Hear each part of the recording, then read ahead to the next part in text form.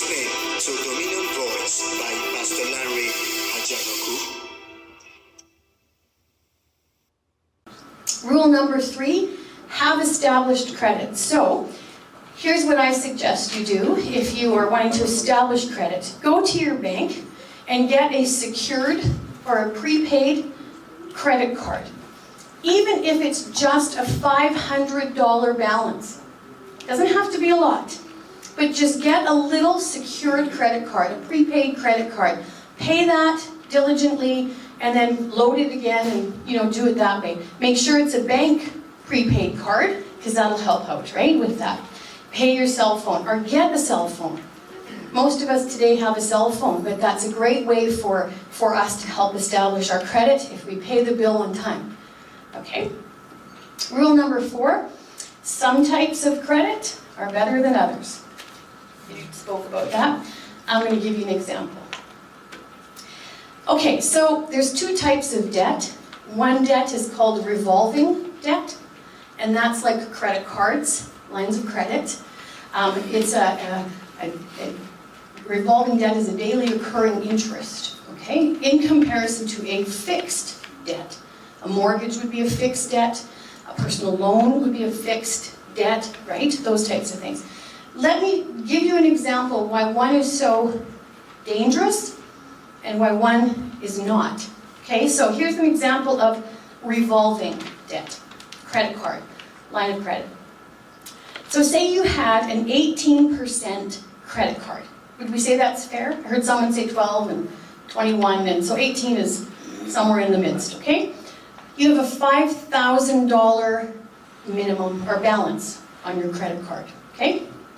You're making your minimum payment, which is 3% or $10, whichever is greater, right? How many of us make the minimum payment? Maybe just me. That's okay. All right, so so you have a credit card, $5,000 balance, 18%. You're making your minimum payment, 3%, $10, whichever is greater.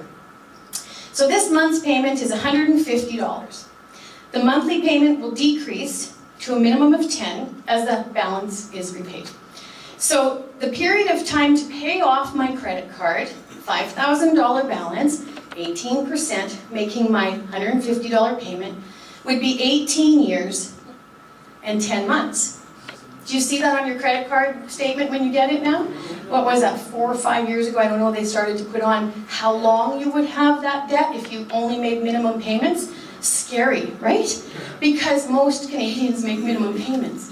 So the total interest paid would be $4,800 on a $5,000. So you pay twice for that shirt you had to have or that whatever, right? Groceries that we had to put on our credit card. You ate that like 5 times, okay? That food, because you had to pay. All right, so let's look compared to a fixed debt.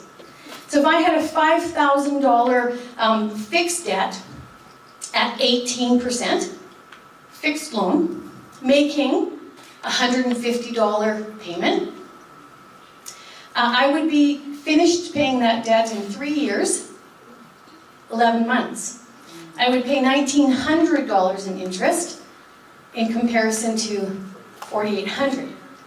Here's the challenge though, right? If I say I can give you now credit card, you expect 18%, don't you? As credit card. But if you went to the bank and they said we can give you a fixed debt, and we'll give you 18%, make the same payments, you would go, a loan for 18%? No way, that's way too high. You have to give me a loan for 4 or 5 or something, right? Because that 18, we expect it on a credit card. We're happy to pay it on a credit card. When it comes to fixed, we bucket, right? So if you could pay that, or move that revolving into something fixed, get rid of your revolving. You don't want to cancel it out, but you can't use it. You can't spend every day on it, It will keep you buried. It'll keep you buried. And so that's just an example of why you want to have a fixed in comparison to a revolving. Does that make sense? Yes. Okay, rule number 5. Closing of accounts affects your credit. So closing accounts, if you have, a credit card, a line of credit or something, you say, cancel it out, I don't want it. Close it out, right? That actually affects your credit bureau. Really? Did you know that? For 7 years. And it will show up on your Equifax report that you asked for closure of that. You'd be better to keep that open and just make a minimum little, put $50 on it and pay off your 50. Put $50, pay off your 50. Actually gives you a better credit score than getting rid of it and shutting it down. Isn't that something? All these things that we learn. So, how am I doing? You're good. I'm really fast. I want to share with you, yeah. A quick question on that. I just wanted to shed more light on Sure. what you mean by closing that credit card, right? I mean, if I paid it off and I don't need it anymore, is there anything wrong in that? No, but don't close it. Don't tell them to cancel your card. It's the canceling of it that affects your credit. Isn't that true? We phoned Equifax, by the way, and asked them about all this.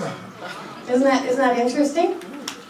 In my business, I don't deal with credit scores. That's not my thing, right? So we phoned and got clarification on that. And yeah, they sent us this huge report on all kinds of things that affect your credit. So, interesting. Are you doing Q&A after? Yeah, Q&A Okay. is All right, after. I'll ask that. I think you are, right? Yeah. I want to share my heart's thoughts on what will truly lead you down a path to financial freedom. It's made the difference for us, and I think it will make the difference for you.